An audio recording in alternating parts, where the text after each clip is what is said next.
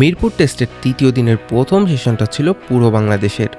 এক উইকেটে ১৭৯ রান দিয়ে শুরু করা পাকিস্তান হঠাৎই ধাক্কা খায় তাসকিন আর মিরাজের দুর্দান্ত বোলিংয়ের সামনে। প্রথমে তাসকিন ফিরিয়ে দেন সেঞ্চুরি করা আজান ওয়াইসকে, এরপর শান মাসুদও হন তাসকিনের শিকার। অন্যদিকে মিরাজের এলবিডব্লিউর ফাঁদে ফেলেন সৈয়দ শাকিলকে, পরে তুলে নেন 50 করা আবদুল্লাহ ফজলের উইকেটও। একসময় এক উইকেটে ২১৭ থেকে পাকিস্তানের পড়ে যায় 5 উইকেটে ২৩৭ রানে। তবে এরপর রিজওয়ান আর সালমান আগা মিলে আবার ম্যাচে ফিরিয়েছিল পাকিস্তানকে। দুজনেই তুলে নিয়েছিলেন 50 আর দলকে নিয়ে গিয়েছিলেন ৩৪৯ রানে। ঠিক তখনই মিরপুরে নামে বৃষ্টি, ফলে খেলা বন্ধ হয়ে যায়। পাকিস্তান পিছিয়ে যায় মাত্র ২৪ রানে। এদিকে বৃষ্টি শেষে দারুণ প্রত্যাবর্তন বাংলাদেশের।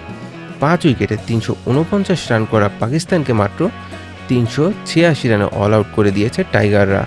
শেষ 5 উইকেট পড়ে যায় মাত্র ৩৭ রানে। এই ধসের মূল নায়ক ছিল মেহেদী হাসান মিরাজ। দুর্দান্ত বোলিংয়ে তুলে নিয়েছেন 5টি উইকেট। অন্যদিকে তাইজুল ইসলাম নিয়েছেন 2টি উইকেট।